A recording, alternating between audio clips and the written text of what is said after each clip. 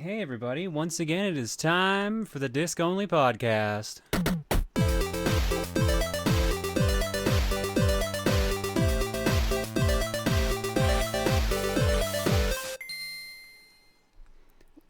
Welcome everybody to the Disc Only Podcast, the podcast that all stared at the Eclipse and got superpowers apparently. I'm Proton John, and I stared at the Eclipse and I learned how to shapeshift.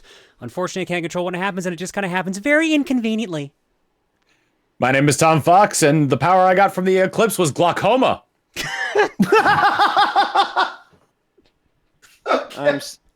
I'm Stephen George, and because it was only a partial eclipse where I was, I only got a partial superpower, so I can now see through doors as long as they're open. And I'm Jared, and I got the superpower of playing the drums a tad bit better. Oh, I think I got the worst element of this. Sounds like by the four of us. Oh no, actually, maybe Tom did. I got glaucoma, you jackass! Dude, okay, I was not expecting you to say that like at all. Like that completely. I was expecting just like, yeah, he's gonna be like, I don't know, maybe he's like 1 foot taller, like 1 inch taller. No, fucking glaucoma.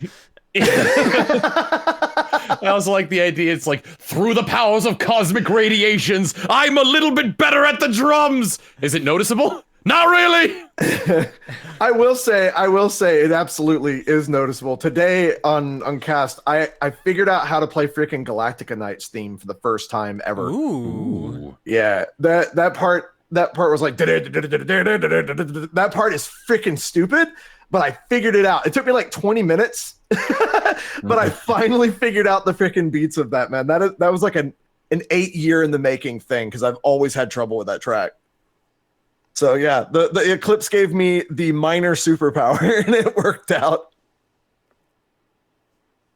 I'm glad that the solar Eclipse has somewhat positively affected most of us. The Eclipse. The Eclipse.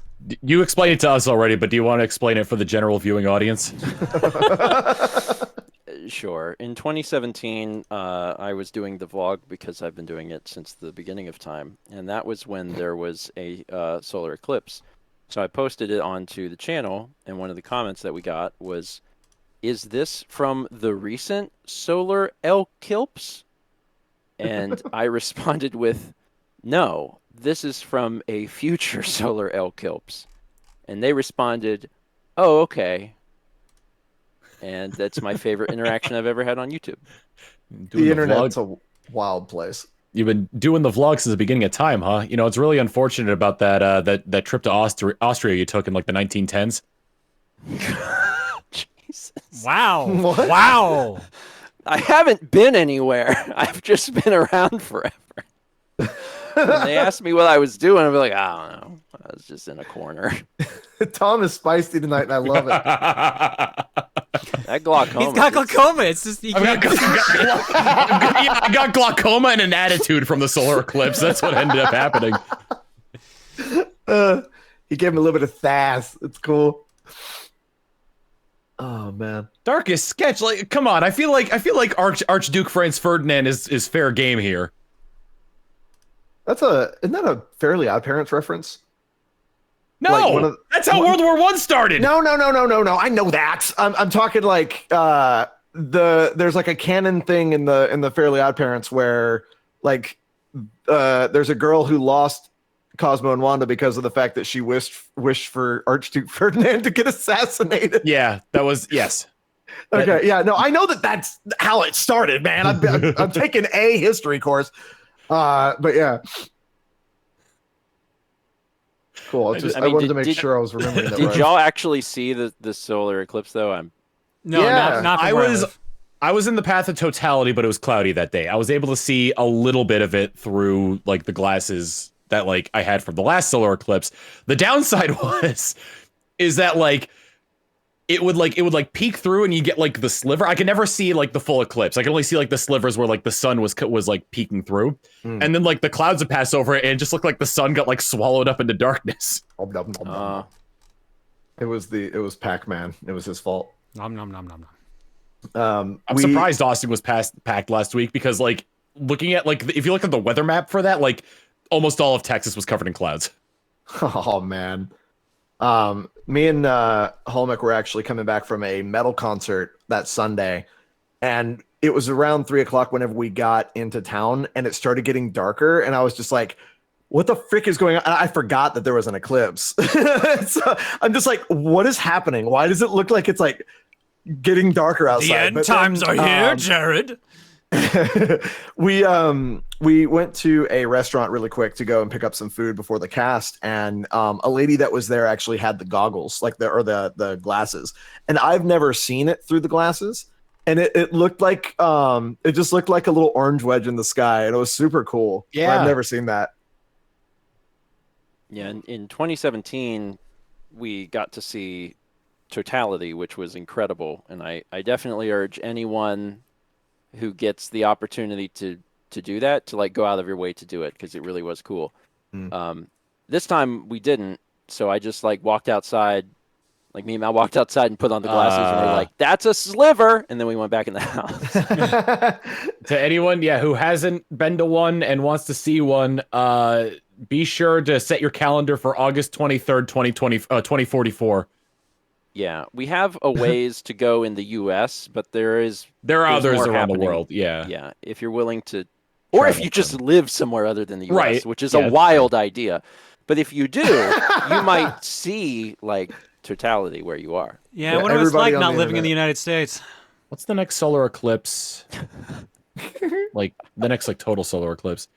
All right. So in February 17th, 2026, you're gonna want to travel to the Antarctic. That seems difficult. Spain's getting one in August of 2026. Oh, that's not bad. Like Spain and France. Let's see. The thing is, like people plan these trips years in advance. Go to So, you can go to like get on Spain. You can go to like Spain or Saudi Arabia or like the north part of Africa for August 2nd, 2027. See, like it's going to be a while before there's more in the U.S., but there's quite a few of these things happening. Ooh, Australia's getting a big one in July of 2028. Steven, wonder- was the last one Totality over South Carolina? Yes. Okay. Yeah. I was living in my old apartment then. I do remember that vaguely. Yeah, it was like we had to drive a little bit I bet that was to cool. a different part of South Carolina, but yeah, we got to see the whole thing, and it wasn't cloudy, and it was incredible because like it gets dark, like it basically is nighttime. It is night, and all of the animals are they don't know, so they're just like, oh, it's nighttime now, and then all of like the night animals start making sounds. And then, just as soon as it happened, like it's ending, and then all the night animals are like, "Huh, that was a short night," and then they, go back to sleep or whatever. So, what year is it? It must be very confusing for them. I took Manatee out for a walk during that time, and he seemed okay with it. Yeah. I mean, also you can like look up in the sky, and it looks like the end of the world. Oh man! Speaking of looking up at the sky and the end of the world, do you remember who was at PAX West when those forest fires in Canada were going on? What year? I don't remember which year it was. I'm saying there's always forest fires in Canada, so I'm like, you're not nailing it down. It must have been like 2017 or 2018 or something like that, because it was after Breath of the Wild came out. Because I remember I posted a captioned photo from the airport of the sun being partially blocked out by smoke and just glowing this intense bright red. And it was just because of how like obscured it was by the smoke, it was really wild, and that looked like the end of the world.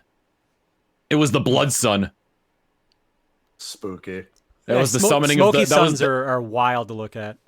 There's a meme in my community regarding the Pokemon Cherrim, because one of my friends regarded his bright, cheery face as the look of a serial killer. So we refer to him as the blood or the sun demon Cherrim, and that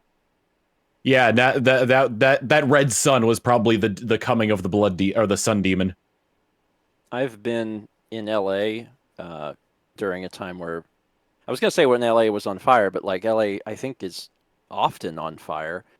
But there was, a ton of smoke, and the sun was like blood red, and that was wild. And a lot of the other people did not seem as concerned because it just happens a lot. And I was like, oh, okay.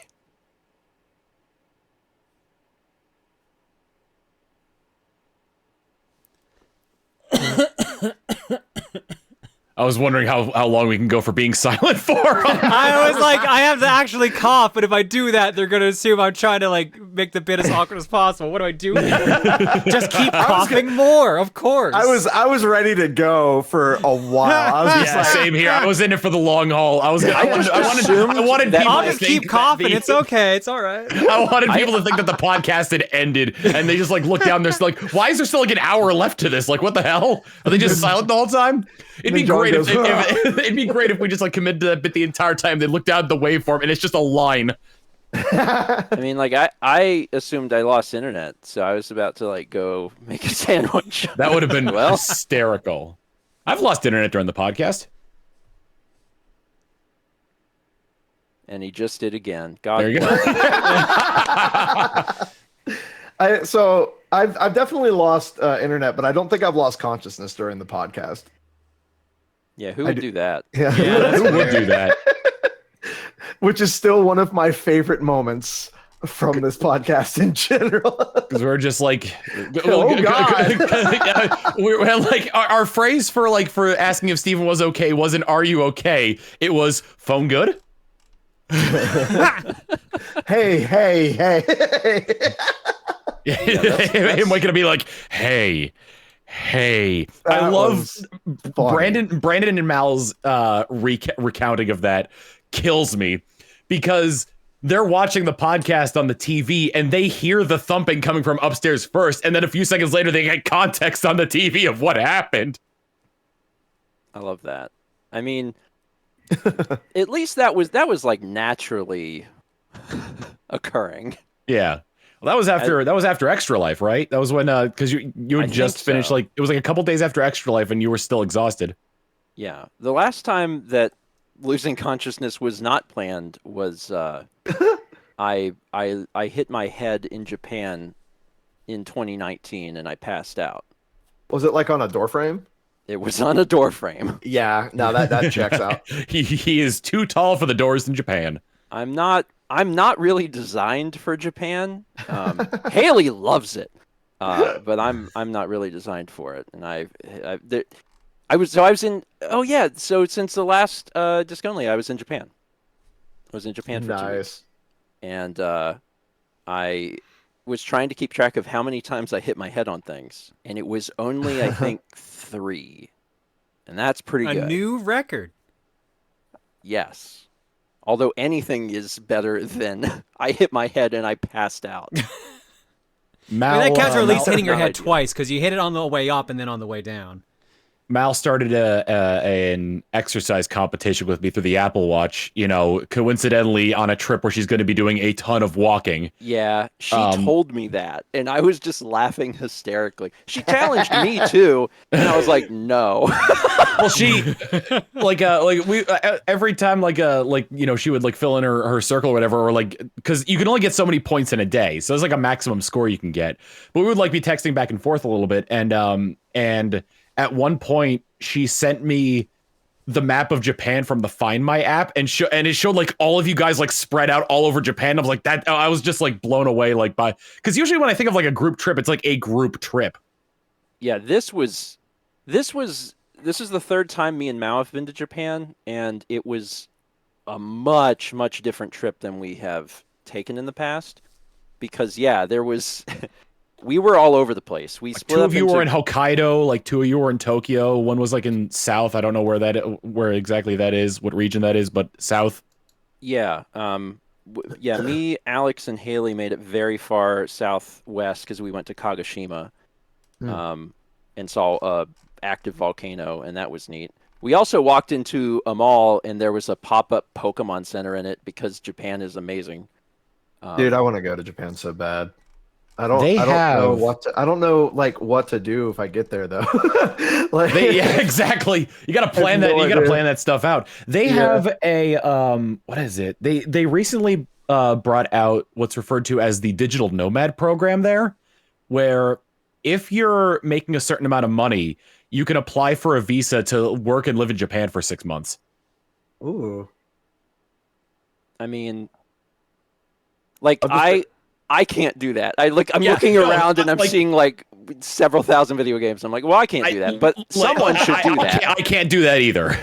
Someone should do that. This is like for somebody who's like, I don't know, maybe like fresh out of college or something like that, or maybe not fresh out of college, but like they're in like their first apartment. But you got to be making quite a bit of money for you to be able to qualify. Yeah, it's like $60,000 to $70,000 a year. I do, every time like Japan comes up, I do try to make sure folks know that like it's accessible, because I know that there's some people that are very freaked out by either like the cultural differences or especially the language barrier. And you know, if you're going to Japan and you're into like especially like Japanese like gaming or otaku culture, just stay in Tokyo. Yeah, you will be fine. You'll be totally fine. And then in the future, if you want to branch out and, you know, take a Shinkansen to Kyoto or Osaka or something, you can. But like, you can go to Tokyo and you can spend 2 weeks there and you will not see everything. It's the biggest city in the world. Damn. Yeah. I definitely want to make a trip out there one day. Same here. Like, me and Erica, we actually, a couple weeks back, we just got back from a cruise. Like, I've never done a big cruise ship before. It was a Royal Caribbean, and it was one of the best experiences I've ever had in my life.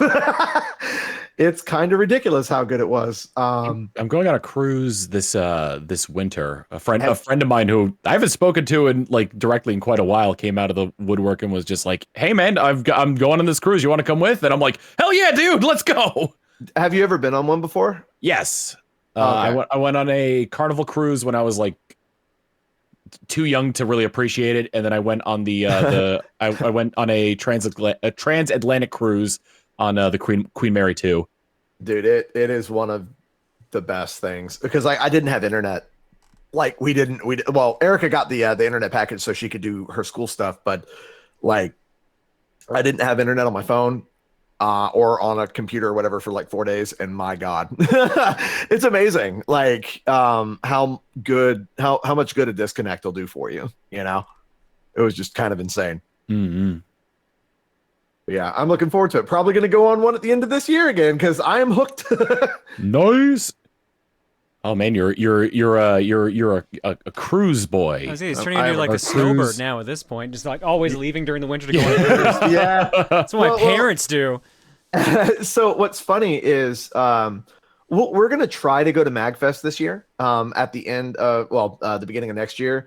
And if it falls through kind of like it fell through this year because of hotels and stuff, we're just going to go on a cruise and say, frig it. So, we just don't care, man, because we're going to go to MomoCon and possibly a couple other ones this year. But like MagFest it's kind of hard to get over to MagFest for us now, and with the hotel situation. So we're just like, hey, you want to cruise it up? And Erica's like, yeah, anytime is fine. Jared, do you deal with any sort of seasickness?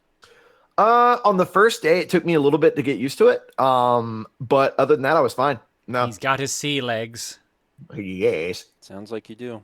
Yeah, I was really happy about that, because on the second day, like we went through like a storm area. It kind of like blindsided us, and it was rocky and it was cool. Like we were just like woo, you know, like just a little bit back and forth, and no, we didn't get sick at all. Yeah, I was on I guess a Carnival cruise in 2017, and the experience was interesting.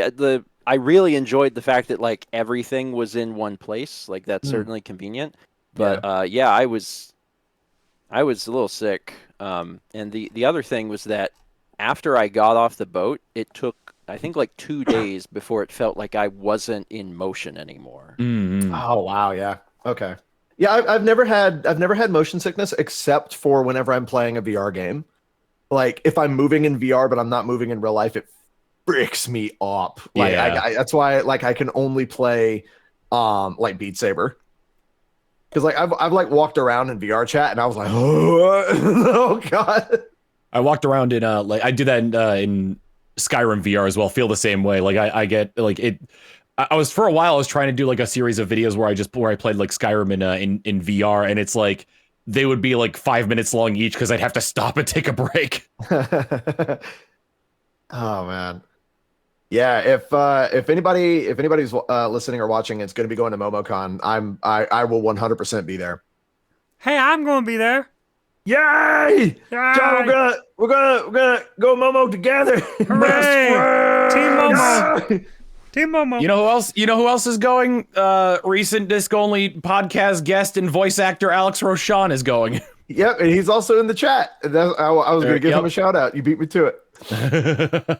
Dagnabbit. It's just like in my chat whenever I'm trying to gift the sub, man. My chat won't let me do it. They beat you to it. Dude, they absolutely do. It's kind of a terrible running gag. How dare they? Because I'll be like, yo, give me a sec. I want to gift you a sub. Then somebody will do it. I'm like, all right, well, now I got to pick another target. And then I don't even say the name. And somehow they know. It's kind of ridiculous, dude. That just reminded me, one of my favorite like streamer gifting subs to their community like gimmicks that I've seen is the VTuber Matara Khan has one where it's a channel point redeem where a wheel spins, and if it lands on green, then the streamer gifts a random sub to the community. If it lands on red, then the person who initiated it gets timed out. Dude, that's a freaking awesome idea. Amazing. Oh man, I'm gonna have to think about doing something like that. Not Yeah, exactly I'm trying to come up with something like that too, because it's such a good idea. Bro, that is a great idea. That would. Oh man, knowing my freaking luck though, I'd be destitute in 2 weeks. Like, Just do something like that, but it's a 1 in 6 chance of banning them. It's just streamer Russian roulette. It's just a 50-50 coin toss. So it's 50% sub, like 33% ban, and then like 16%, or I'm sorry, 33% timeout and 16% ban. Dude, well, we have a three-sided coin we're timeout. flipping here. We have a timeouts as a service command where for a certain number of channel points you can time yourself out for 10 minutes, which is really funny because we have a lot of people. That's really funny. It's really good. Hey, it's like, hey, I need to get homework done. Can you time me out so I can get started on it? Bro, you'd be surprised at how much that freaking happens. Oh my god. Like we don't let people time out other people because that's kind of in bad taste, but like didn't Patty have that for a while? I think so. I don't know. But yeah, you can time out yourself like anytime you want to in my channel. It's really funny. And Unfortunately, the mods are immune to it.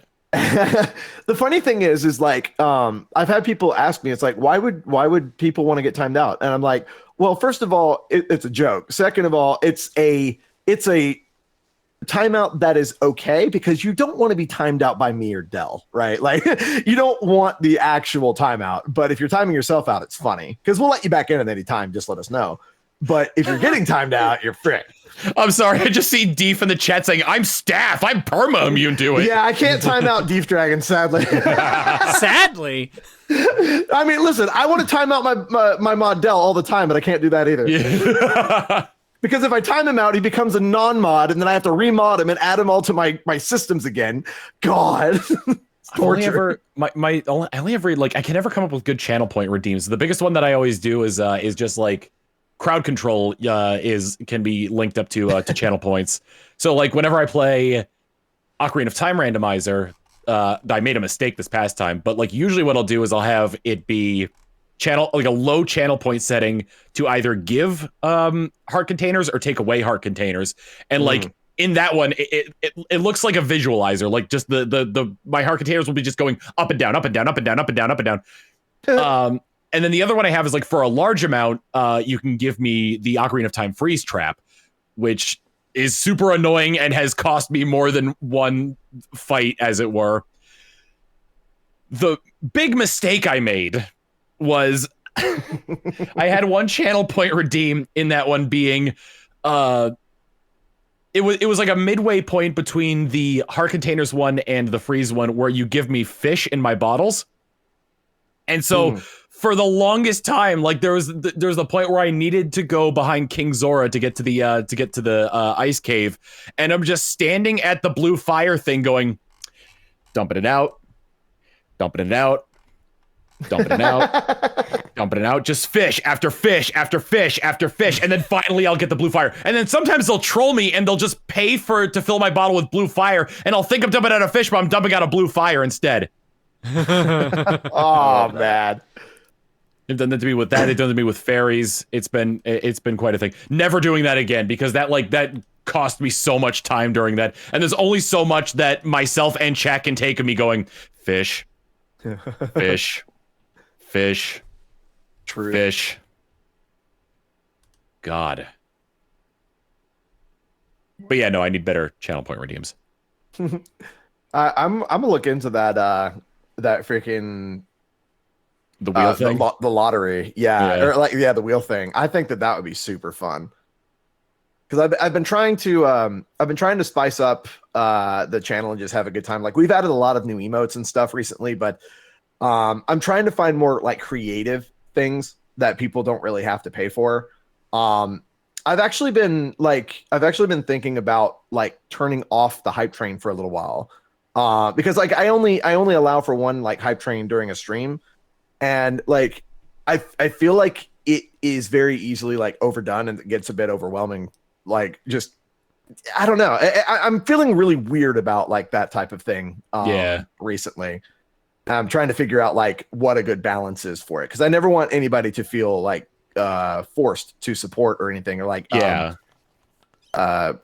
pushed in that direction unless they absolutely want to support. So and the other thing too is that like the reward for like somebody gifting like if they gift a sub, or if they subscribe, or if they cheer or whatever, I feel like that gift should be something that like the entire chat can enjoy. So something along the lines of like, if you have really good timing with it, like an alert popping up at like just the right time, or or something where it's like, oh, if this happens, then if something happens, then it's like, oh, here's a chance that something good will happen in the chat, like that kind of thing. Wasn't that what the moments thing was supposed to be, essentially?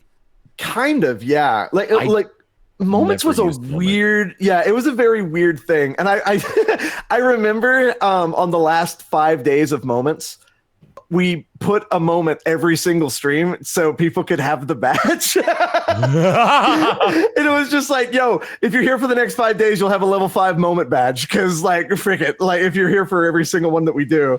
But yeah, like the moments thing was interesting, but it was kind of a strange thing overall. They replaced it with like what is essentially like Instagram on Twitch. Yeah. The stories thing? I mean, I think the story thing is a good addition.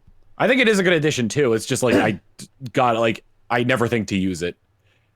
And the other thing too is that with the way that Twitch sort of like orients their vertical video editing thing, like it's the same for everybody, with like the Twitch logo with like your username on it in the same colors for like everybody. And like while that's neat that it's like a good jumping off point, I kind of prefer having like my own branding on there, just because like it like pops out more. Like I'm not like it's not just me being an extension of Twitch, it's me being like my own entity.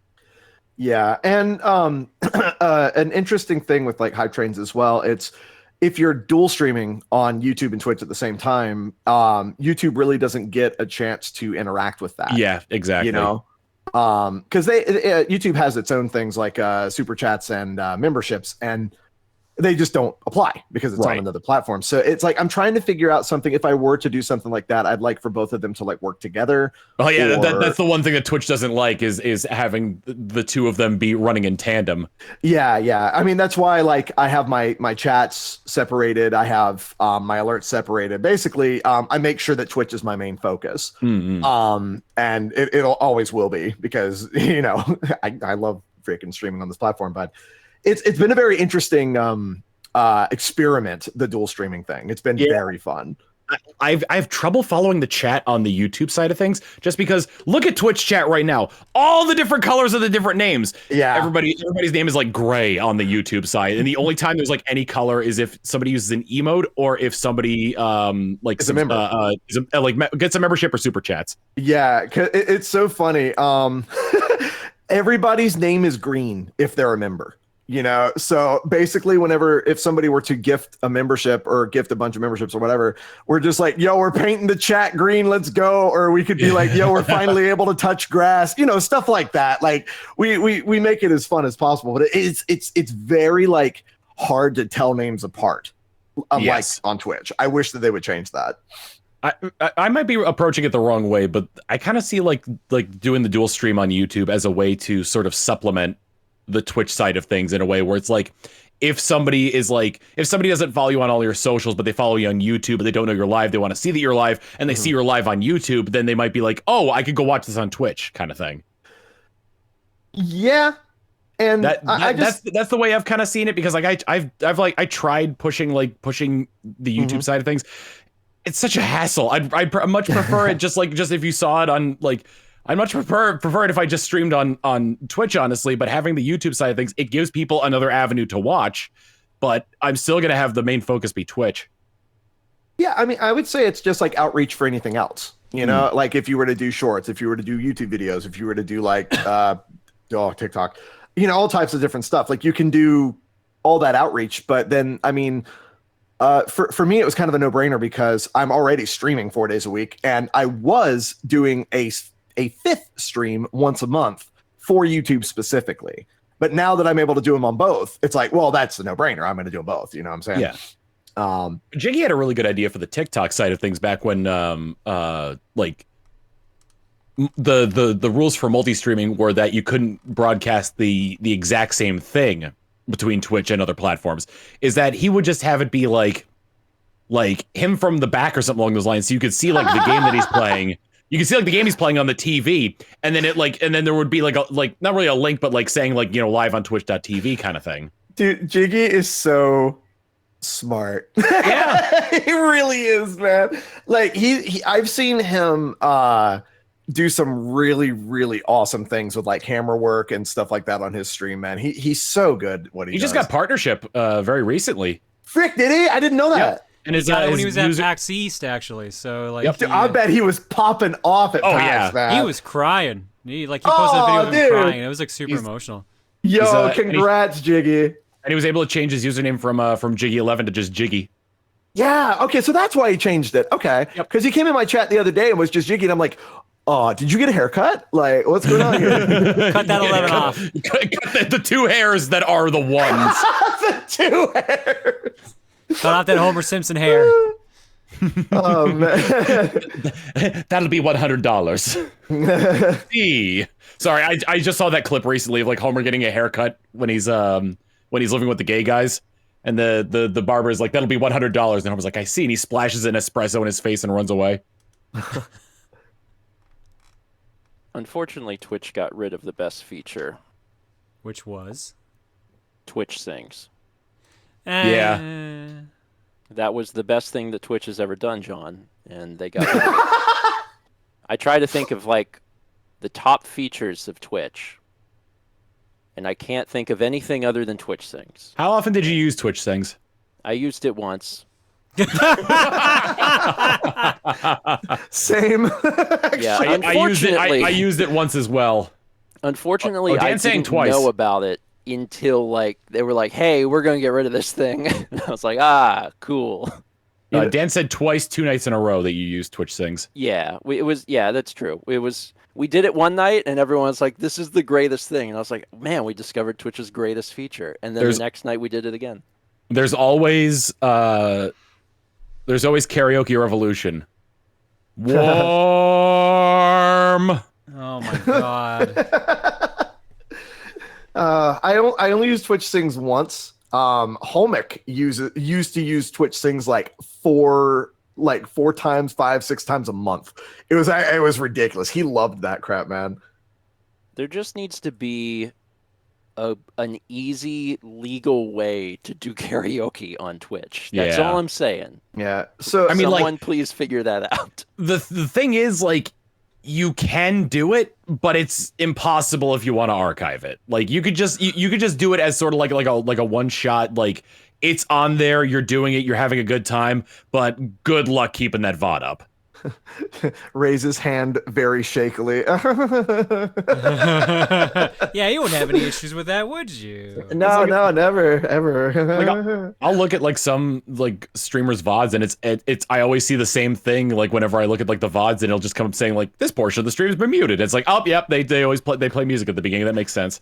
And this is why I only play like video game music, man. I don't music, want to touch that. or meme music, like YouTube poop music videos.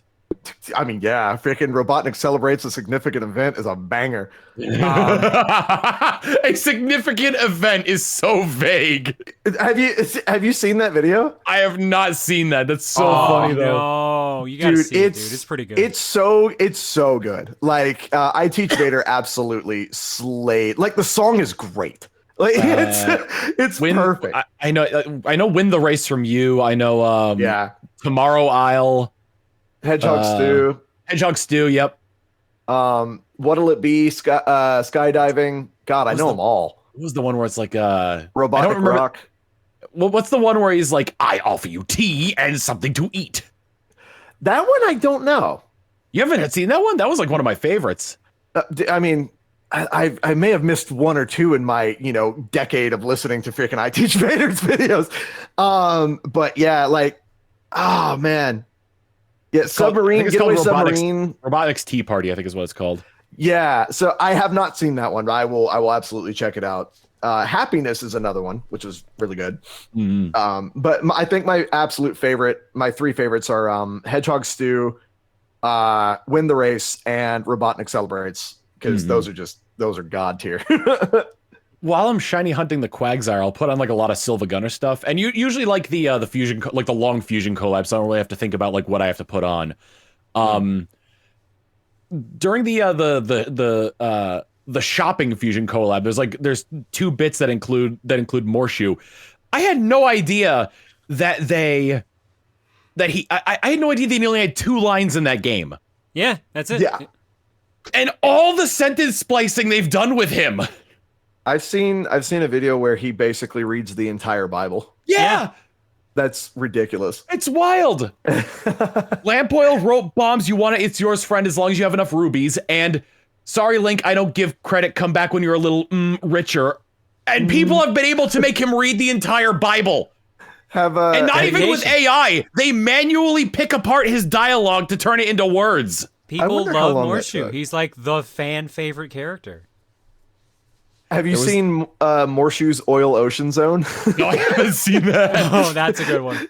When there was a game that my friends played. It was a free to play like either Chinese or like Korean game called Get Amped 2. It was an arena fighter that had like you could buy a bunch of like different fighting styles and cosmetics. So you could make your own skins for it. One of my friends made a Morshu skin for it. Like and it's basically just like you have like the texture unwrap and you draw on it. So you just put like the Morshu face from the game on it. And there's like one taunt where it's like, you know that thing where it's like you kind of like put your hands on your knees and you like kind of move left and right and you're like kind of going like in a circle. You know what I'm talking about? I think so. Like you're bending down, like going up, and you're moving left and right while you're doing it. So you're like so your head's kind of moving in a circle. Oh yeah. He would do that like while we were late in the lobby waiting for other people to get ready, and he would go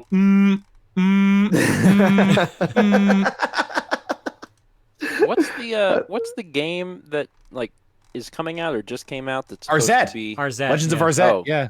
Okay. Yeah, I know. The Jewel of Faramore. They tried to find. They got a bunch of the original actors and actresses from that game. They got Link and Zelda specifically, but they tried and they could not find Morshu's actor. That would have been so good if they could. I need to try that game out.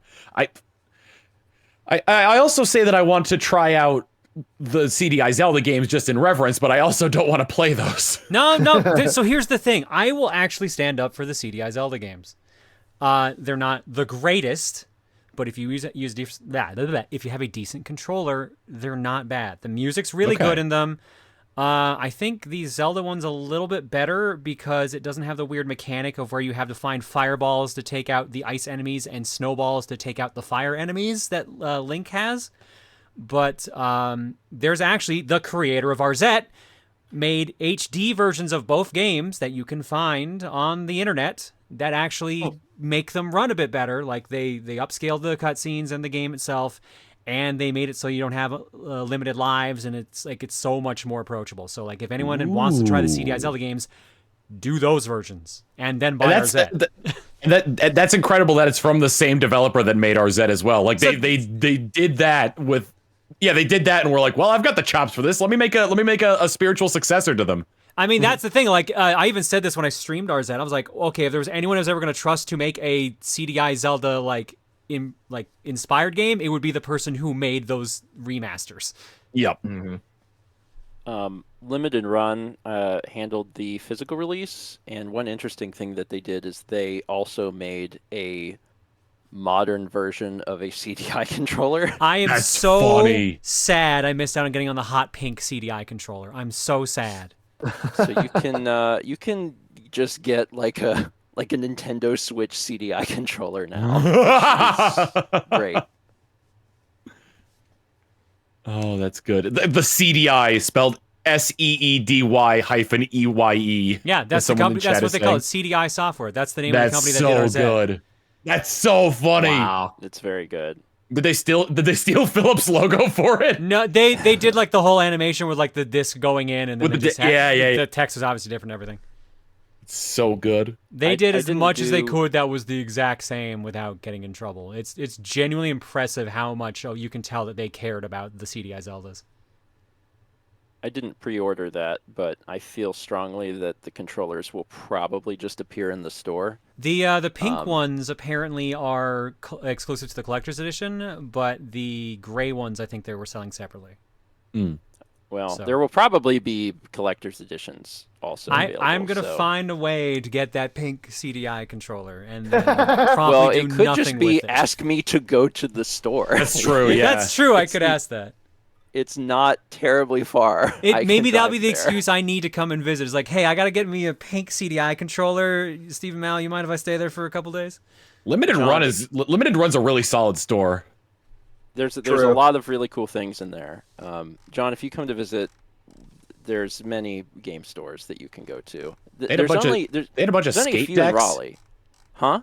They had a bunch of skate decks in there. Like there was a Shantae skate deck I was looking at, but I couldn't get it on. I wouldn't have been able to fit it in my luggage. Yeah, the store has actually become a lot of retro stuff. Like huge swaths of the store are not limited run products. It's just old games, and the prices are pretty good too. Mm-hmm. There's a big retro game scene in Charlotte, which is about 2 hours from here. So come visit. We'll buy video games. I need to visit you guys again, but like when you know that I'm coming. Yeah. Yeah. There can be more planning. It's true. Still a fun trip. Yeah. It was nice to have you. I appreciated the surprise, but it will be nice in the future to know. I'm also glad that the success rate of people named Thomas sneaking into your house is 100%.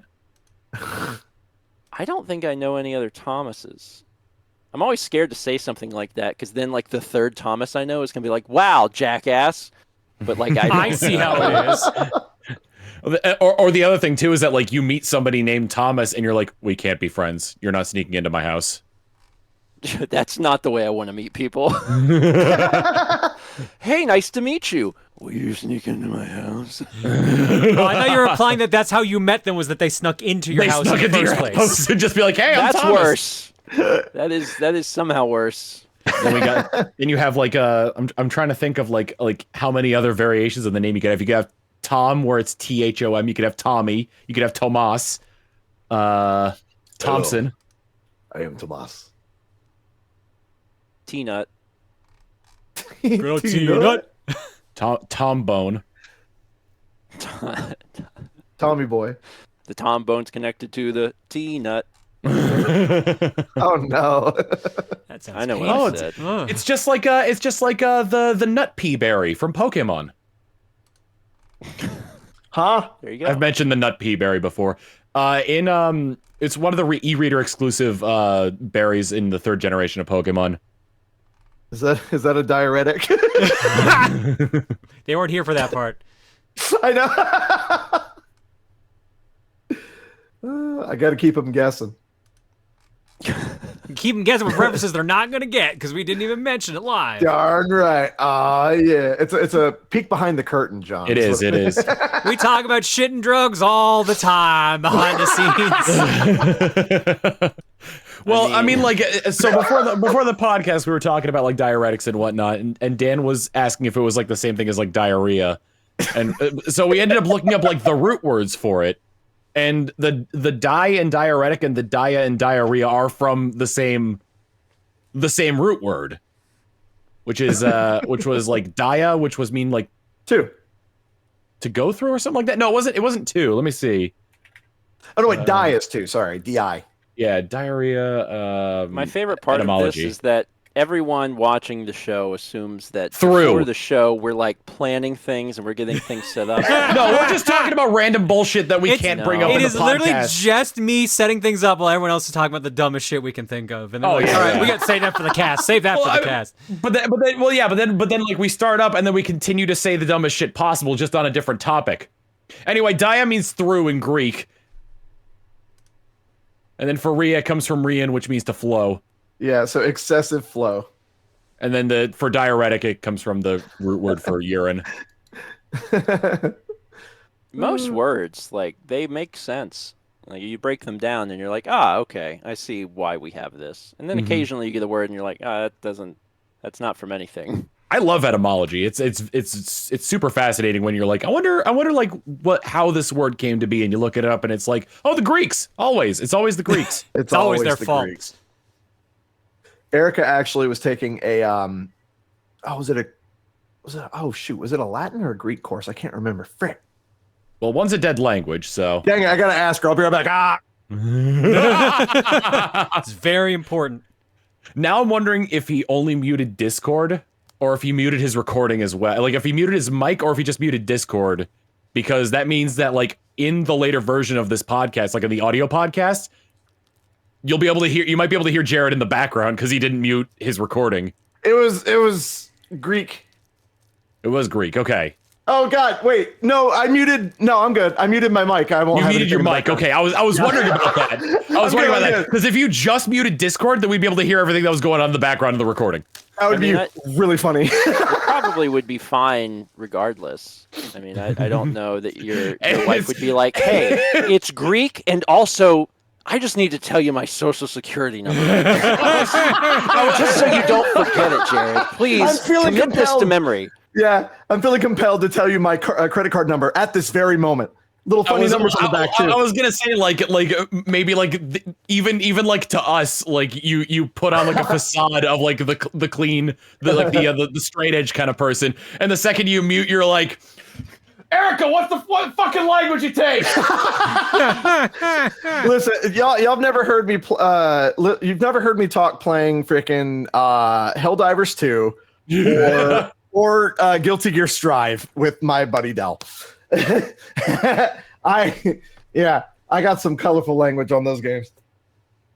I still need to fight you, John. Yeah, you keep saying it and then you never do. And I've streamed the game twice now. In what Dang game? it. Guilty Gear? Let me know when. Just Steven's tell me. favorite Just topic, message me. fighting I have games. ADHD. Just tell me, or we have to like write it down on my schedule. For everyone True. at home, fighting games, take a drink. Oh yeah, I think I were talking retweeted the about bingo Apple card products earlier. earlier. So. Mark it on your bingo card. That and Apple products, because we were talking about Apple products earlier. Haven't talked about dreams yet. Frick! But yeah, we definitely need to fight. And I mean, in you'll that win, game. but I had a friend of mine ask me, because they might be in the chat actually. I had a friend of mine ask me if I could come over and play some Strive with them because like they're only able to like play against their wife and their kids and stuff. And he's pretty good at I'm sorry, not Strive, Smash Brothers. And he's pretty good at Smash. But he was like, and Erica was really funny because Erica was like, you'll only ask him to play that game with you once. You know that, right? Because like I'm actually pretty decent at Smash. And he's just like, yeah, he wants a challenge. And I'm just sitting there like, rubs hands together. I'm looking forward to that. It's going to be a good time. Oh, man. But yeah, just I haven't tell played me Smash in a when you wanna while. play. It's lost its luster. Super Strive Brothers. Oh my god. It's tough because I want to do more custom maps, but I've reached the limit of what I can do without having to implement auto rules. Like also, like, Nintendo is done with the video game, right? They're done with they- most yeah, video yeah. games. They don't do much anymore. Well, here, I mean, like, here's the, like they released Sora. They had one patch after that, and then and they were just like, okay, we've reached the limit of how much we're really gonna sell. So we're not supporting it anymore, essentially. Yeah. Which but makes sense. But like, God, I would give up half the roster or more if the next Smash Bros. Game focused more on game modes instead of characters. I miss Melee for that. I miss like the event matches, mode. break the targets for each individual character. Like, God, Ultimate is probably the only one in the series that didn't really take advantage of the fact that it's also a platformer. Because looking back on it, like in Super Smash, in the original Smash Bros, you had Board the Platforms and you had Race to the Finish. In Melee, you had Adventure Mode. In Brawl, you had the Subspace Emissary. In Smash Bros for 3DS, you had Smash Run. For the Smash Wii Run U, was so you good. had in Wii U you had that had barely anything to do with the platforming, but in the Wii U one you still had like the Master Fortress, which was like a little, it was very little, but at least it took advantage of the fact that Smash Bros is a platforming game. Yeah. Ultimate had nothing. It was all about the fights. It was all about the fights. Like that. Well, that's that was, because it that literally had everyone. The whole thing, the whole gimmick Yeah. was everyone is here. Yep. Oh, and we Yep. found like another 24 characters to join or whatever it was, 12, 13. So speaking of DLC, like a game that really makes me laugh with how much DLC there was is freaking Mario Kart 8. Oh my God, yeah. Because if you go back to the beginning of like if you go back to the beginning of Mario Kart 8 before the DLCs or anything, it looks like a beta. Comparatively to what it is now, it's insane. It launched with 1/3 of the tracks that it has now. Yeah. 96 tracks, which is freaking ridiculous. It started with 8 cups, and now there are 24. Yeah. So it had 32 tracks. That's Added a not lot more than like that. an unreasonable amount. No, of not at all. tracks. Especially considering that, like, looking at like Mario Kart 64 Double Dash, 16 tracks. That's all you got from that one. Yeah. So that was, it's fine. It's just Mario Kart 8 is 2 video games. Yeah, Because it's Mario Kart really 8 is. and also Mario Kart 8 Deluxe, and they've been releasing content for that one video game for a decade. But it's also like their Well, no, highest selling game, like straight up. Here's the thing. They So here's what happened. They released it in 2014. They released the DLC throughout the Wii U's lifespan. They re-released it as Deluxe in 2017, and then nothing until 2022. There's a 5-year gap where there was nothing for Mario Kart. But this is wild though. Like, so the best selling game for the Wii U was Mario Kart 8 at 8.46 million. Dang. And the best selling game for the Switch is Mario Kart 8 Deluxe at 60.58 million. Oh my God. Yeah. For comparison's I mean, sake, the next closest on the Wii U was 5.89 million. That's Mario 3D World. And the Switch is 44.79 million at Animal Crossing New Horizons. Where's Smash on that? Third place, 33.67 million. Okay. Fair And enough. on fair the enough. I'm Wii U surprised won Smash Smash is in fourth. third. Yeah, same here. I would have given it. I'm trying to think of what other games. I would've don't given think it you to, like- understand the amazing timing Animal Crossing had. Like, it was like... Yeah. Oh, Animal It was Crossing. lightning Yeah, in a I see that. I see that as number 2. No problem. Yeah, absolutely. I And would have Smash is put barely Mario ahead of Breath of the strange. Wild. Like, it's like 2 million ahead. That's it. I would have put Breath of the Wild and even Mario Odyssey I would have put above Smash. It's always very fun to look at sales figures because whenever you play video games and you spend a lot of time around video games, you become kind of fixated on like, well, I have a pretty good idea of like how popular this game series is. And then you look at sales figures and you're like, no, I don't. No, I have no idea. The thing that I thought was popular, no one plays it. That's part of the reason why Earthbound cartridges are so expensive. Yeah. Like I really hope that they do something new with Mario Maker, like a new Mario Maker. I would say not like adding stuff to 2, but I miss that game a lot. I really love Mario Maker. Super Mario Maker 2, 23rd overall on the Switch selling list, 8.42 million. What about Forgotten Land? Kirby Forgotten Land? Yeah. Because that was like their first foray into fully 3D. 26th place, 6.96 million as of September 30th, 2023. Fair. I love that game so much. 28th place is Minecraft. I'm actually curious is that a lot of these games are pretty good numbers, and it's just because the install base of the Switch is huge. Yeah. Which you have to have. Like, if people don't have the system, they can't play the games. That's why the Wii U was bad. Well, did you see the article that was going around the other day? Sorry, Tom, I'll let you talk after. About how Final Fantasy VII Rebirth, the second Final Fantasy VII game, was a disappointment, and it sold like 2 million copies, and it's only on PS5. I think it's like the 5th best-selling PS5 game, and Square said it's a disappointment. Wow. That game is kind of weird though. It's really like I was watching Erica play it. It's really, I would say, like scattershot. There's a lot to do, and it's really not as cohesive as the first one, in my personal opinion. Mm-hmm. I do like a lot of the moments in it though. I love Kate Sith so much. But yeah, like Erica even was like, there's just so much. There's so much to do. It's hard for me to just do the story. I do love that one video that's going around of like people pushing their party members onto the conveyor belt at the Golden Saucer. Yeah. Dude, Gold Saucer is the best. So on this list of best-selling Switch games, I wanted to see like what the highest-selling third-party Switch game was. You know, there's a couple on here that were like developed by like the Pokemon Company, or that were published by the Pokemon Company, but that's still Nintendo. Highest one on here is Monster Hunter Rise at 7.7 million. Second highest one right behind it at 7.4 million is Suika Game. Wow. Suika Game did incredible. Yeah, that's awesome. Oh, I do have to apologize. I am wrong about the Rebirth thing. That was an industry analysis that said that, not Square themselves. My mistake. Okay. Dude, Suika Game is god tier. The fact that it sold almost as much as Monster Hunter Rise, which initially was a Switch exclusive game, and Monster Hunter is huge in Japan, that is nuts. Yeah. How much? Anybody know like how good Monster Hunter World did? Because Monster Hunter World was a phenomenal experience for me. I don't know off the top of my head like how much it sold, but yeah. Well, let's see. Hi, Blue. Hello. Monster Hunter World. Rise on the Switch did 7.7 million. Sales numbers. Let's see. Monster Hunter World.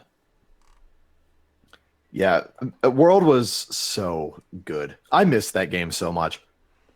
I could go back and play it, but it's like, you know, the first time through with friends is, I have so much trouble playing Monster Hunter games because I got burned out on MMOs with World of Warcraft, and Monster Hunter kind of follows that same sort of like formula. So it's just like I'll play it. I love the franchise, but I'll get like maybe like 5 hours into it. Like I'll stream it one time and then I'll be like, I don't have time to keep going with this.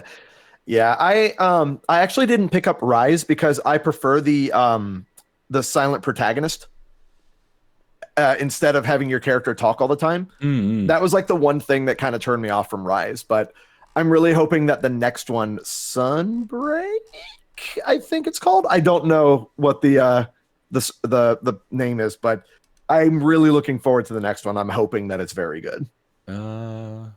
According to the you can mute them. I didn't know that. Oh, nice. Thank you. According to the Monster Hunter wiki, Monster Hunter World sold 22 million copies, which is about double what Rise sold. Which is weird because I often hear people say that they like Rise better than World. Well, I would say that is accurate. That makes sense. But World sticks out for me because it was my first and it was my best experience. And yeah, okay. So Sunbreak's the expansion of Rise. Thank you, chat. Yes. And Wilds is the new one. That's gonna be. I'm looking forward to that. I just want to play more Monster Hunter, man. It's part of the thing where it's like I'll see streamers playing games and I'll be like, oh, I want to get into that. I want to get into that. I want to get into that. And I don't have time to do them all. I wonder what that feels like. There are too many video games, and they are all too long. It's true. Bruh, I'll tell you what game's got me by the butt right now is freaking Helldivers 2. That game is fun. It is just unadulterated fun. I haven't played it yet. Yeah. Lyle wants to play it. It's just democracy everywhere. It's amazing. God. Speaking of Lyle. I was talking to him yesterday. I'm just gonna say it. He's coming to Coliseum this year, but like I was talking to him yesterday after the meeting, and God, way back in the day, when Lyle and I were on a Skype call together, he ended this is like probably like 2009, 2010 or something like that. He ended the Skype call by saying, Tom, when you look at the moon, think of me. Yeah, that's Lyle. And then later I streamed with him and we were talking about it again, and it was just like, yeah, no, it's still stuck. I'll look at the moon and I'll still think of you. Skype was this 2012. That's how long we've been around. Anyway, but like to this day, I still get people referencing Lyle and the Moon Promise. Lyle is a wild dude. I love him so much. So funny. Like I remember the first time I ever like hung out with Lyle, like over the internet. Technically, we were playing freaking Rocket League. That was an unhinged call, dude. Let me tell you what. Holy frick, man, that was some funny crap. He was on the newest episode of Smiling Friends. Yep. He was the CEO of the game company. Dude, that was such a good episode. It was. God, Gwimbly, man. Like, man, we should bring a Gwimbly game to Coliseum. Gwimbly. I'm thinking Gwimbly 3, Gwimbly's Revenge. What do you think? What do you think, Jared? I'll leave that up to you. All right. Well, we need the one. We definitely need one of the ones where he's got his Gwimbly gun. It's my IP to sit on and do nothing with. Oh, man. Oh, that cut. Dude, that cutscene's so good. that scene is so good, rather. Oh, I don't do my iconic Gwimbly dance for nothing. Okay, maybe just once. Ooh, ooh, ooh. Okay, maybe just one more time. That is actually the only episode of Smiling Friends that I've watched. It's good. It's funny. It is a funny show. It's really funny. One of my favorite scenes is like it's the season 1 finale. Essentially, Charlie dies and goes to hell, and he's on a journey to make the devil smile so he can come back to life. But they like assign him this like stick figure essentially who shoves his hands in Charlie's face and goes as like his entertainment. And there's like he goes like, dude, if you do that again, I'm gonna punch you in the stomach. I'm not kidding. So then like later in the scene, he's outside of like the devil's domain and he goes, oh, okay, I think the worst of it is behind me. And the guy comes out and does that, and he immediately punches him in the stomach. He goes, and Charlie goes, dude, I told you if you did that again, I was gonna punch you. Oh my god. Is this what it's like when we talk anime on the show? Because I'm just like, I don't know. Yeah, before you said it was a show, I was just like, this is a fighting game I don't know about. They did have an April Fool's joke as well, where they redid 3 of the episodes with puppets. Oh my god.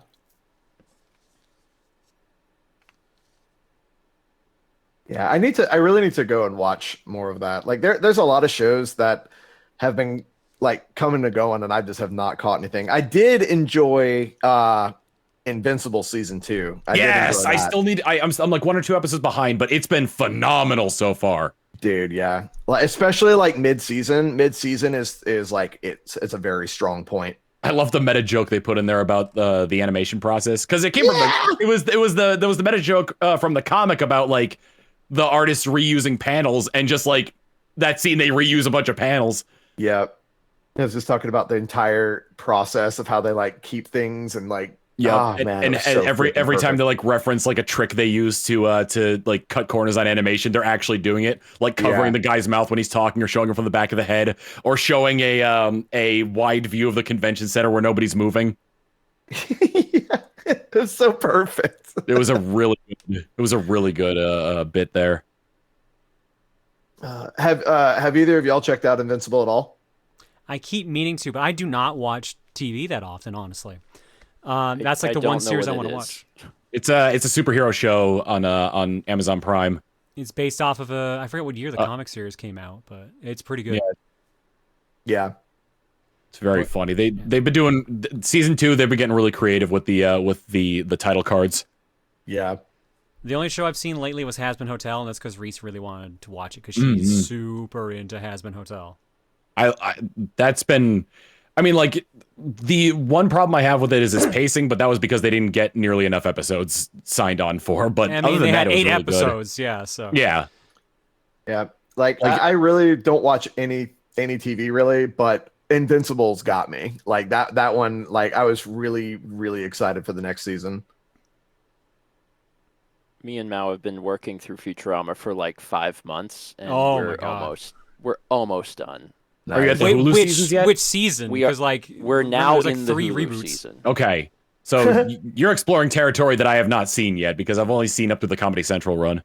Yeah, we've finished the first 10 seasons. I gotta tell you, season 10 of Futurama is like season 8 of Seinfeld. Like the writers were all on cocaine or something. It's a wild, wild ride. It's very different and unhinged. It was fun, but it was unhinged. The finale is really good. Yeah, that's Mal's favorite episode. She was really excited for me to see it because she's seen some of Futurama before. I hadn't seen a lot of the later stuff. She was really hyping it up. She's like, "This is my favorite episode. I can't wait for you to see it." And it was really good. Trying to remember like what episodes are on season 10. Let's see. List of Futurama episodes. But the Hulu stuff has been good. It's been interesting to watch a show that has been canceled approximately 46 times. Yeah. And the other thing is that like the gaps in the production are, I mean, sometimes they're fairly extreme. Like it's 10 years from the last one. So between seasons 10 and 11 is a decade. And the fact that they got so many of the original voices back is impressive. Yep. Because when you're going from season 10 to 11, like you can tell it's like there's some things that are a little different, but by and large it's like, wow, this is actually incredible that they managed to achieve this. Well, they almost didn't get all the original cast back because John DiMaggio was planning on walking because they were trying to stiff him on pay. Yeah. The only voices that sound really different are like Fry is noticeably just a little bit different. The professor is noticeably a little different. Amy's dad is definitely a different person. Well, I I thought all 3 of those were Billy West. Are they not? All 3 of those are Billy West. Yes. Oh well, okay. Well then, yeah. Billy West's voice has changed in the last 10 years. I mean, Billy West has been working for what 30+ years now. Yeah. So He was Stimpy on Ren and Stimpy. Like he's been in the business for a while now. Taking a 10-year break from a show, you're probably not going to sound the same. That's how it was with a little bit with 72? Holy cow. Dragon yeah, that's Ball wild. Dragon Ball Super. When they brought that back, like Chi-Chi was the same voice actress, but she like for the first, like I think it was either for the movie or the first few episodes of Dragon Ball Super, she sounded so different. Oh, Leo Wong's VA was actually changed to an actual Asian American for the Hulu run. Okay, so it is actually a different actor. Oh, okay. Yeah, that one I was like, that one's different. Like the professor and Fry, like let's say like 70% of the time hit the exact feeling of the previous seasons, and then like 30% you're just like, I can tell in this case, like, you know, Billy West it's been 10 years. But yeah, Leo Wong is definitely a different voice actor. But the show, I got to tell you, it's remarkable how similar it feels to every previous season. And like they can't do that forever, but I've only seen the titles of the shows, and I've got to wonder, have you gotten to the episode that's titled Zap Brannigan Gets Canceled? No. Okay. That's the one I'm most interested in because that is the funniest sounding episode title to me. There's so many reasons for him to get canceled. I know. We've only watched a few of them, and all of them, almost all of them, are very like timely humor, which isn't unusual for Futurama, but it's so weird to have watched Futurama like now because all of the humor was from like 20 years ago. So then to get to like modern day things where they're like they're making digs on things that happened like last year. There's an entire episode about Bitcoin. And like, oh yeah, that's weird. It's very weird to be like, oh wait, Futurama has been around for 100 years. And it has.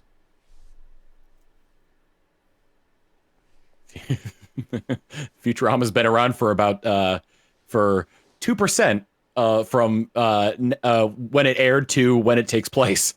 I'm sorry, I'm looking at the Futurama Wikipedia page right now, and it includes a list of specials, including Everybody Loves Hypnotoad, which is a 22-minute full-length episode of Everyone Loves Hypnotoad, but it's just Hypnotoad on the screen. Sounds like a bad time. That sounds like a DVD extra. Based on a fictional show produced by Hypnotoad, Amazon Adventure begins with an establishing shot of a house before immediately cutting to Hypnotoad hypnotizing the audience. Other establishing shots and advertisements are interspersed throughout the episode. Wow. That's a lot. You know how, like, in Back to the Future, the date that Marty was going into the future, like, it's posted every year, and especially the year it happened, like, was a big deal. Mm-hmm. I'm really curious if anybody actually came from that time to that year. Well, I was curious on that day. If, you know, in 1,000 years, if people be like, now is when Fry is de-thawing. Yeah. Or if we will have moved on. To maintain its relevancy for 1,000 years. You never know. There's very few people that have done that. Jesus, for example. That's a good point. Were they in Clone High? They probably will hold their relevance for 1,000 years. That's very true. Not Gandhi. I never even watched that new season. I saw like the leaked early version of the first episode. I was like, eh. I watched a little bit of it. The first episode is not a good indicator of what's to come. The episodes after they establish everybody are better. Every year they get one shot of Gandhi in, though. I think like in the latest season, like there's one thing where it's like, anybody who's caught breaking this rule will end up in the freezer, and then it cuts to a shot of Gandhi.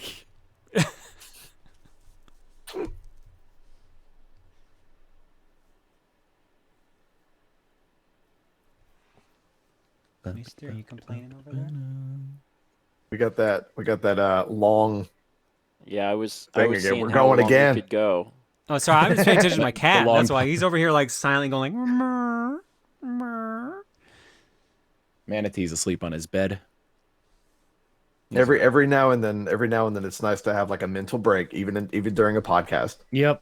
Don't be afraid to take a stretch break. Four people so in sync, we all need to take a break at the exact same time. Excuse us while all four of us go to the bathroom. And then we get up, and then we get up, and then and then while we're gone, Dan is like, "Are they gone? Finally, it's the Dan show.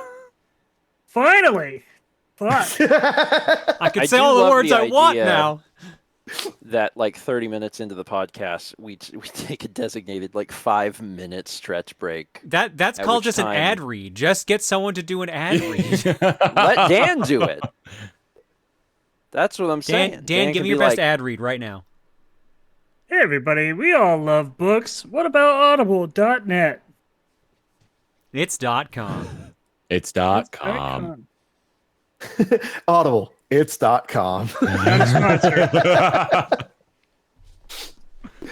I remember like the back in like its heyday, the Rooster Teeth podcast, when they would do ad reads, like they would try to segue into them, and like sort of naturally, because like they would get to a conversation, and then like Bernie would steer the conversation a little bit towards what the ad read was about. And then once the topic really got into it, then he'd be like, this episode of the Rooster Teeth podcast is sponsored by, and like everybody like, oh, come on. I wish I was like that talented. You have been gifted a sub from audible.com. Thank you, Gokai, for gifting us up to audible.com. They will you enjoy go. all the egg and cat emotes we have. We are not sponsored by audible.com. Why didn't Audible ad it pop up on my Facebook right as you said that, Dan? Oh, that's because Facebook's listening. Everything, yeah. Oh God, yeah. Facebook especially is listening. I don't have Facebook anywhere near my phone, so it's still listening though. It was really funny during we play Gartic Phone sometimes with like friends, and there are ads everywhere on that. Like it got so bad that I was forced to install ad block just to get rid of the ads on Gartic Phone. We keep getting an ad for the gay test. Like, man, if only there was a Gartic phone alternative that was ad free. that Like wouldn't broken just picture hit phone. you with wouldn't hit you with ads all the time. Yep. If only there was a brokenpicturephone.com.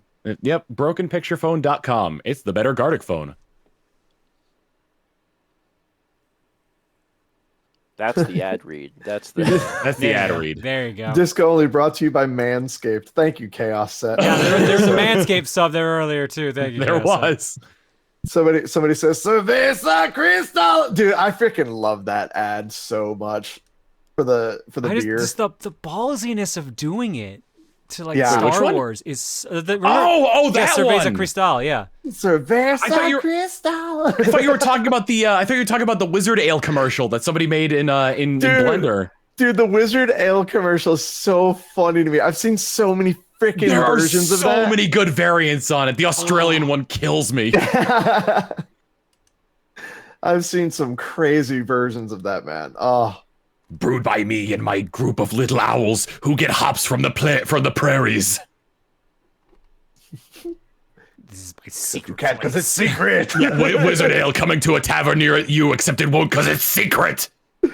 What are you doing? It has the animation of like the kid drinking the ale and like getting strong has what is it, like Don Bluth like Yeah. Space Quest vibes to it. Yeah, I mean the whole thing feels like It was very Don Bluth, yeah. I love that freaking animation. When he posted the behind the scenes, I was shocked when I found out that was done in Blender. Yeah. Frick, man, people are talented. God, man, I want to. So I've been making like my thumbnails in Source Filmmaker recently, just because like I've got the knowledge to do it. I can like pull the models and do that, but like, man, I want to learn Blender, but I know it's gonna take for frickin' ever to do so, and I can't draw and I can't model, but damn, I know how to pose and animate. I mean, you can usually get models for Blender that are pre-made. Yeah, I know. You have to buy them though. Oh yeah, no, definitely. Yeah. Or if like, I mean, like let's be real here. A lot of the times people will just like sort of rip models from video games and then put them onto open source stuff that you could just pull out of. You can always start today. True. I don't have time.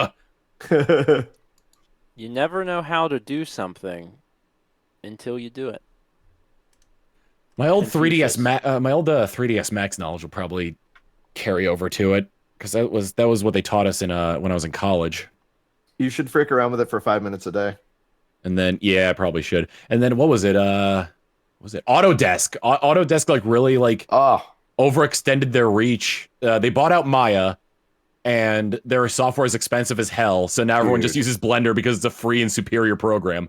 I remember I did work for, whenever I was doing IT, I did work for a company, and they used freaking Autodesk, and I was absolutely shocked by how much they had to pay every year for that. Yeah, it was ridiculous. What did they taught us 3ds Max in our animation program. I'm trying to remember the editing program they taught the film students, because I think at the time it was industry standard. Avid. It was Avid, yes. Yeah. I remember my my college teacher was just like, I remember asking him whenever we were doing the video editing course that I took, I was like, so what do you use? And he goes, not Adobe. It's exactly like that. And I'm just like, I mean, aren't we supposed to learn that? He's like, no, because of the fact they'll get you and you'll have to buy it later. You're going to use Vegas. You're going to learn Sony Vegas. This is back whenever it was Sony. He's like, you're going to learn Sony Vegas and you're going to learn it. And that's exactly how we talk to, I freaking love my old teacher. You're going to use Sony Vegas. You're going to like it. You're going to figure it out. It's going to be wonderful. Sound like J.K. Simmons. J.K. Simmons, J. Jonah Jameson. He legitimately sounds like he was basically a black J.K. Simmons, and it was. I need edited videos of Spider-Man. No, but it was like everybody that I roomed with that was a film major used like different editing software, because like I had one friend who mostly used PC that was on Adobe. I mostly used Sony Vegas. My roommate who was on Mac mostly used Final Cut, and like they all hated Avid. Yeah. I used Final Cut for the first time today, and it's pretty seamless. I like it. Final Cut is very good. Final Cut cannot do everything. Mm-hmm. If you need something that can do everything, then you can use Resolve, and everyone should use Resolve. Yeah, Resolve is accurate, very in depth. Yeah, that's a really good one. But Final Cut gets a lot of the way there for most things. Like I edit the vlogs in Final Cut, and like I am faster in Final Cut, not because of my knowledge of Final Cut, but because for what I need to do, Final Cut is faster than Resolve for what I need to accomplish. I figured out today that if one person buys Final Cut for their computer and you're on like a iCloud family thing, you both can use it under the same license. I'm like, oh my god, that's so much better than how Adobe does it. Like, I don't want to throw shade anywhere, but like, yeah, that is a phenomenal thing. I did not even know that was an option. Yeah, if anyone has Apple products and you're not using like the family plan stuff, you should. Yeah, you absolutely should get some friends and go into a plan together. Like you can set up a plan for free, but like you can get all of like Apple Music and news and games and all that stuff. I like how chat's like, no, go ahead and throw shade. It's fine.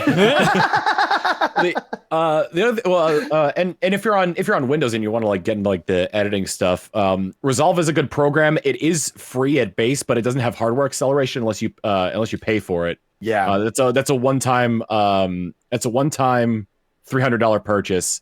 But it will, in the long run, it'll save you money because you're not going to be paying a subscription fee.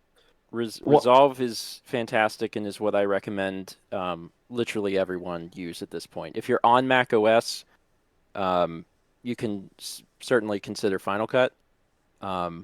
If you're just trying to do basic things, if you have an interest in like, I want to learn everything, I want to be fancy video editor man, then okay, learn Resolve, but don't use Adobe.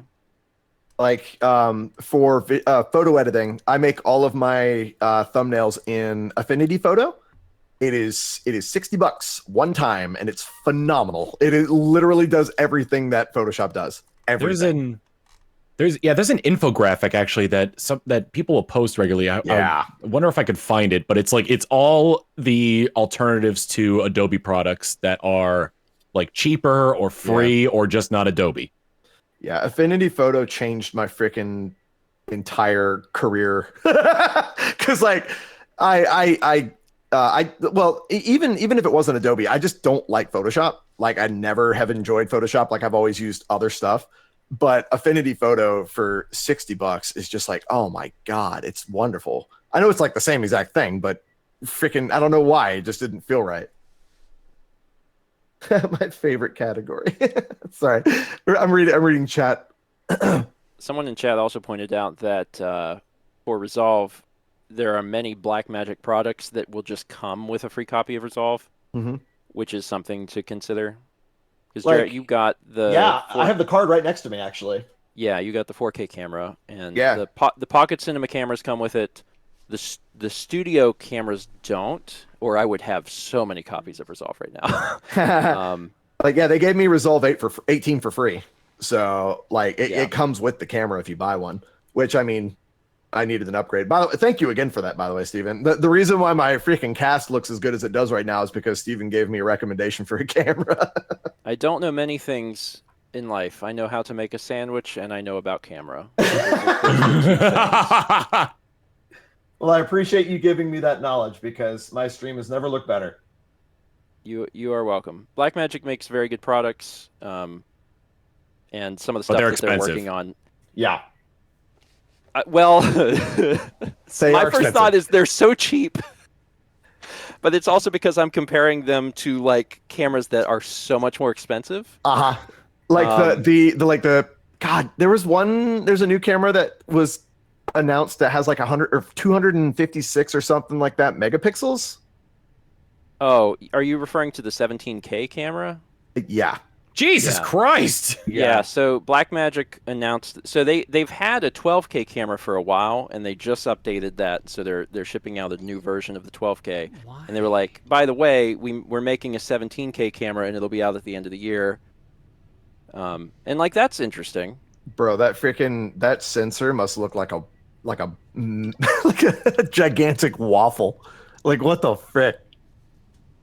Yeah. It's neat. I watched the presentation of it because I watch all of Blackmagic's presentations. They're very down to earth and fun. The person that runs the company is Grant Petty, and it's just him. It's not like big and fancy. It's just him, and he's like, so we made a new camera. This camera, it's got 17K, so it's really versatile. We put a screen on the left, but also we put a screen on the right, so you have like two screens. And then he's like talking to the camera and I say, can we like punch in over here? So you can see one screen. I'm going to turn the camera around now. And here's the other screen. That's the way every Blackmagic presentation is, and I love it. It's so great. They are worth watching just for him. He's wonderful. Hey Blue, welcome back.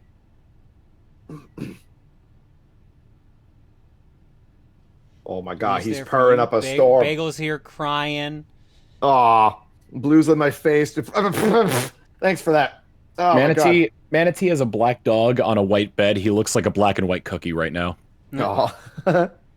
When Kepler is laying on the rug in the sunroom, because that is like black and white, it is natural camouflage.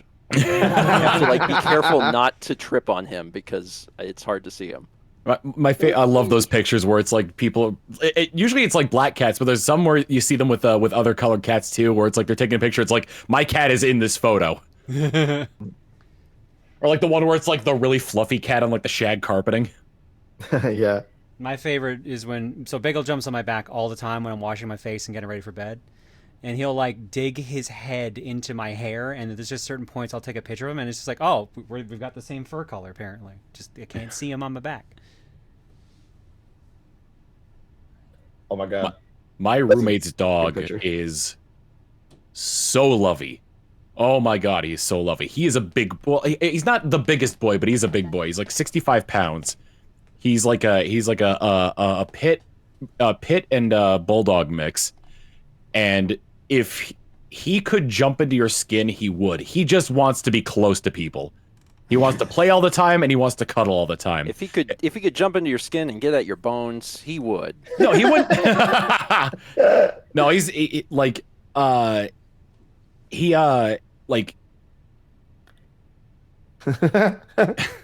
but like I'm sorry, I'm laughing at the picture on screen where it's like I'm not a hater, but at Adobe and chat's like, don't worry, I am. But no, I'll be lying on the couch and he'll jump up on there and like like just start licking me. Like he'll like, and he's strong too, so it's hard to push him off. Merp. It's like if anybody has a dog that someone in chat is saying they have a 125-pound Bernese, is that Bernese also incredibly energetic and like jumps on you? Because he is such a loving dog, but he is so energetic. Dogs are great, man. We just released this morning Fan Favorites 2018 to remind ourselves what life was like before the pandemic. Oh God. And there's a clip in there of my friend's dog, a golden retriever, and I hadn't seen the clip in a long time. Oh, yeah, I watched Pizza. Pizza, yeah. And man, I love dogs. Dogs are fantastic. She is very sweet and licked the inside of my mouth. I tried to stop her, but it was impossible. Yeah. Dogs will lick. So I've seen. I don't know why that just took me out of whatever I was thinking about.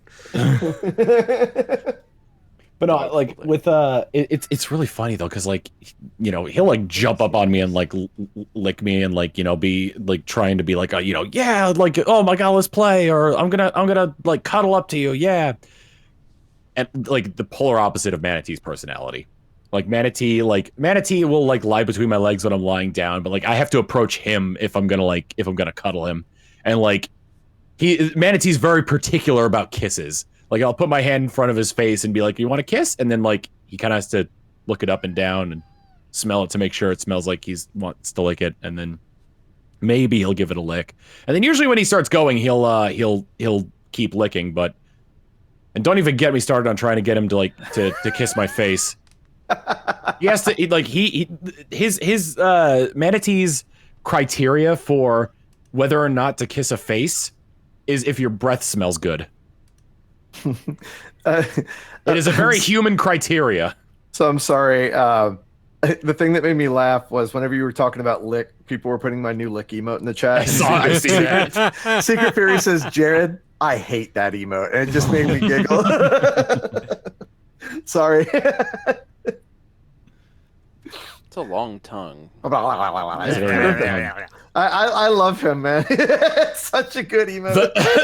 I'm sorry, but the licking one with the spinning bagel is perfect because it looks like he's spinning bagel with his tongue. Oh no, I didn't see that pairing. Oh no. Oh no. Man. That is a very exploitable pairing though. Yeah, any spinning emote looks super funny with that. It does. It really does. Oh man. We've had some really good emotes. We got jumpers now, which is cute. We got God, we have a bunch of really crazy ones. We just added vanish. Because Twitch gave us 60 emote slots, or however many emote slots you have. So many animated emote slots. I have no idea what to do with any of them. Like, it's like I have a giant warehouse, and I'm just like, what do I do? So I'll give you a little bit of a thing. Sometimes, if you know how to do it, you can actually make like a 1-frame GIF, and you can make another regular emote if you don't want to do an animated. But I don't know if that's like a secret or what. But I've been able to do it. A secret.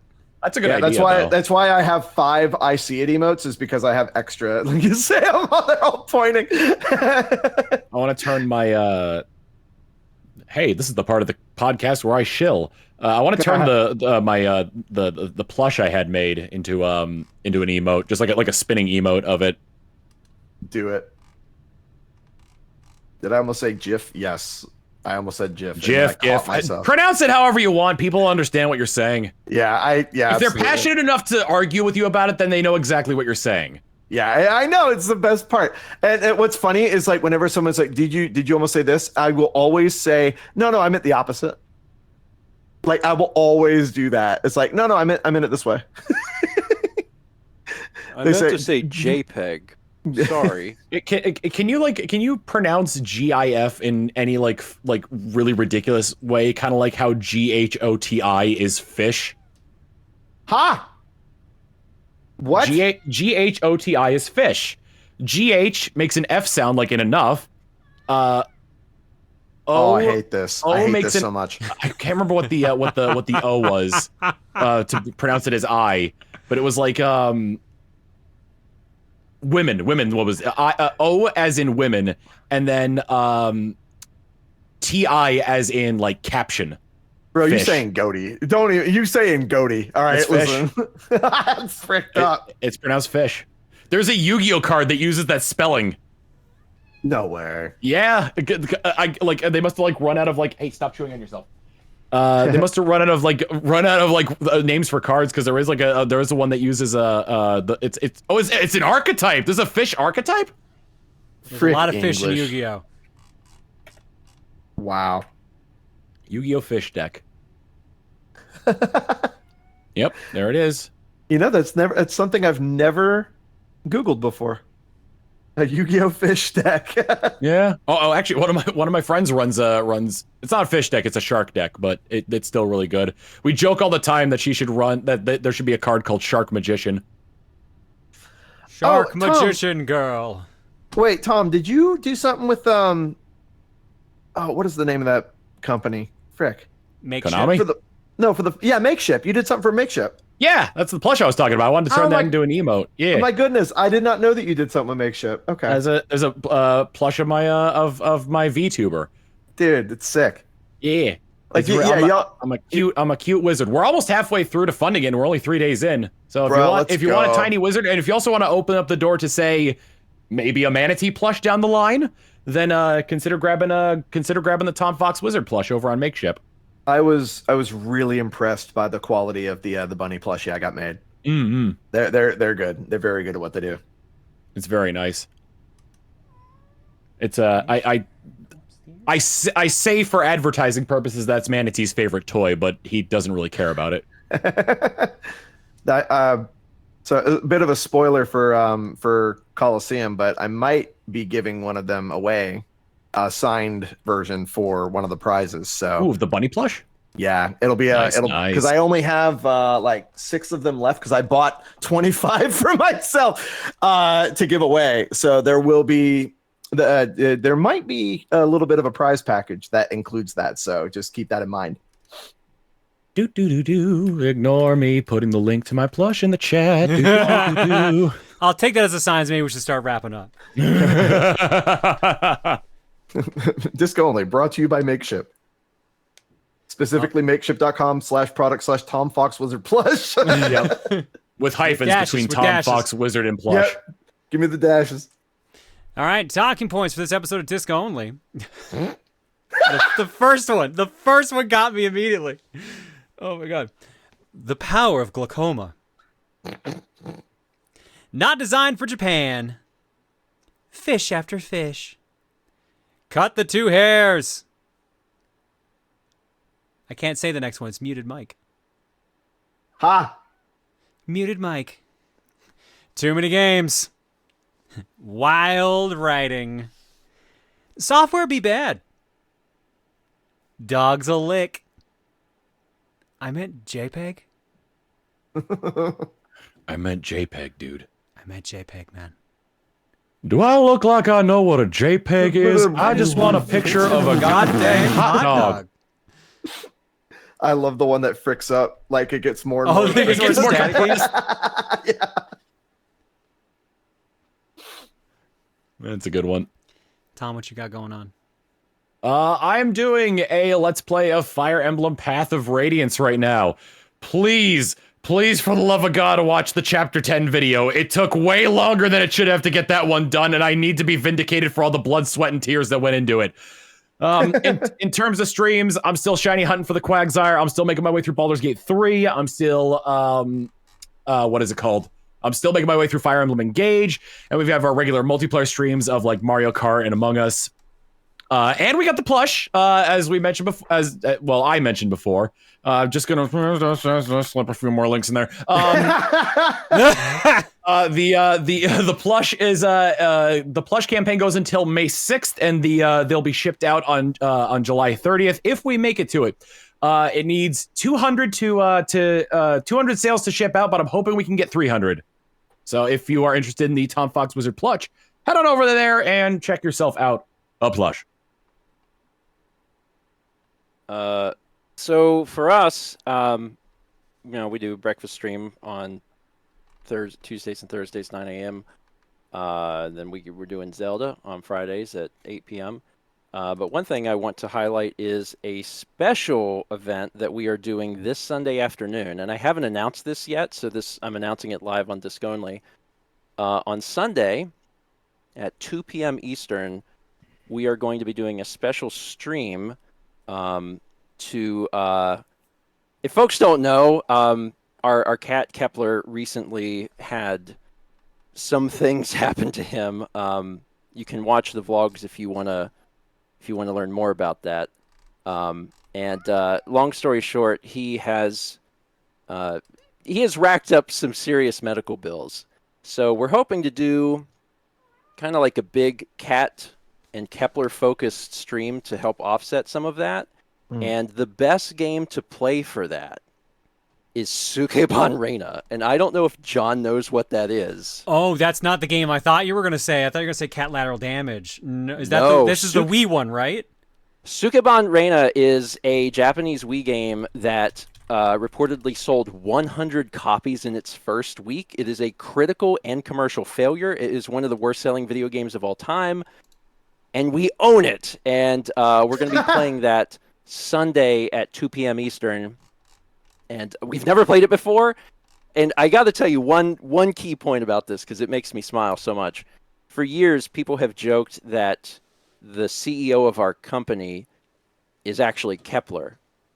And the plot of this game is that you join a company, and the CEO is a cat, and the cat looks like Kepler. So it's really great, and I can't wait to play it on Sunday. If you've never seen it, it's a wild ride. Yeah, I'm really looking forward to it. But that's this Sunday at 2 p.m. Eastern. Jared. Drummond over on Twitch and YouTube Monday, Tuesday, Friday, and Saturday at 4:30 Eastern. This coming Tuesday will not actually be a stream because I will be going to the St. Jude Summit, which I'm very excited about. I've actually never been able to go and visit that, and I'm really looking forward to it. And also, there's going to be another. That's sorry. I was going to talk about MomoCon, but freaking, we're going to have the actual disc only before MomoCon. So so MomoCon will be there as well. But I also want to give a big shout out to like everybody who has been if y'all heard me talk about my art journey that I've been going on. I recently, I think yesterday, hit day 400 of drawing in a row, like not missing a day. And I'm very, very proud of that. And this was something that I did. Thank you, John. This was something that I made Yeah, I appreciate it. Something I made for the 1 year in order to say thank you and to show off progress. And I'm very, very proud of that. And I can't wait to see where it goes. And there's so many super, super talented artists in this community and my community, all the communities surrounding Throne Controllers. And I just want to give a big shout out to all of y'all because y'all inspire me. And I hope that like in turn, we can all inspire y'all, which I'm sure that happens. So yeah, thank y'all very much for the encouragement on that. Little bunny man. Little bunny man. Little bunny man. So, in a couple weeks, we got something coming up. You might have heard of it. It's Coliseum. That's our big annual charity event. We're going to be doing that in person. That'll be live on this channel, twitch.tv/ProtonJohn, May 3rd through 5th. We're raising money for direct relief, having a good time, being goobers, and just raising money for a good cause. Most of us are going to be there. Unfortunately, Steven will not be able to make it for, as has been highlighted, very valid reasons. Mm-hmm. Yeah, me and Mao got to stay home and take care of the boy, but I will cook up a bumper and send it your way. So there will be some involvement still. We would love to also have you call in during disc only, because I have a feeling that will be happening during Chaos Fortune Cookie if I had to wager a guess. Phone. I have a phone, so And I can do phone that. is good. So here's the thing. Last year we had the really cool TV setup where people could just like Discord call in and they would be visual on there. I thought we were just going to do that again. I don't know if that's the plan to put it back on the set, but like I think that would be perfect. That would be perfect. But we'll see. Honestly, can you just like call me? Like you just give me a call. Anytime you're like, we need Steven for this part, you just give me a call because like my phone's on. Steven, that is the most dangerous thing to say. Is like, yeah, just call me whenever. Because that you don't know whenever. when you're going to get a call. It could be in the middle of Jules's like musical set. You're getting a call. It's fine. You'd be like, I'll what? listen to him. I will listen to him play the guitar. Hey, we need you to this is not a Chaz approved offer. MC will remember this. Love that Chaz is here in chat, being like, whoa, whoa, whoa, whoa, whoa. We've got that. Also, if as Jared alluded to earlier, we'll be at MomoCon as well. Be myself, Jared. I think are Jules and Jack going too? I believe they are. Yep, Eric will be there, of course. Erica, yeah. Throne Controllers will be happening there. That'll be... Actually, I don't think they've released a schedule, so I can't say the date. We're also supposedly doing another panel where you can take on some of us in Mario Party, unless that has been changed last minute. So look forward to that if you're going to be at the event. Throne Controllers, I assume, will also be streamed as per usual. Other than that, that's the big stuff going on. Dan, what about you? Twitch.tv/MotionDan, I guess. Been playing some Fortnite sometimes. Gotta get that avatar. Oh, yeah, I probably should like actually do my dailies. The Last Airbender. That's it. Tom will not be at MomoCon, as far as I'm aware. I will not know. No. Neither will Steven. It will literally just be Jared and myself in the call. Budget's tight. I gotta curb travel spending for the time being. That's fair. Very fair. Which is why we're all flying out in like 2 weeks. Thought this through real well. All right. Hello. Bagel stops crying and now Blue's crying. All right, I see how it is. Hello. All right, thanks Okay, for goodbye. hanging out, everybody. We're going to wrap up here now. As always, special shout-outs to Popsky for our theme song, Prism Shard for our logo, Paper Pennies for the beautiful art in the intro, and, of course, Dan for producing the show. Thanks, Dan. Officially, No problem. there's no episode next month. But it'll, like I said, it'll probably happen during Chaos Fortune Cookie at Coliseum. So otherwise, we'll see you guys in June. My God, what will the world look like in June? Oh, don't even start. Probably hotter from where we are. Hopefully less frickin' pollen. There will probably Maybe be less colder. snow because there's so much snow, dude. It won't stop Maybe snowing. like colder if they're in the southern hemisphere. Ugh. Oh. That was Leah rated. Sorry, Leah, we weren't doing countermeasures. Maybe a raid will happen during this time. And The raid happened like an hour ago why did the alert happen just now? because on this screen it's a different set of alerts, so it's loading the different set of alerts. Oh, gotcha. I remember whenever all of those alerts went off that one time that I was guesting, and it was just all of them. Oh, was That was all the Dukes, yeah. all the Dukes? Yeah, that was so funny. We made a Duke out of all those Dukes going off because of that, so I now have a version that won't entirely kill my computer. Are Night, you everybody. sure? Oh, Bye. did I tell y'all that I almost got human trafficked today? Huh? What? Cut stream.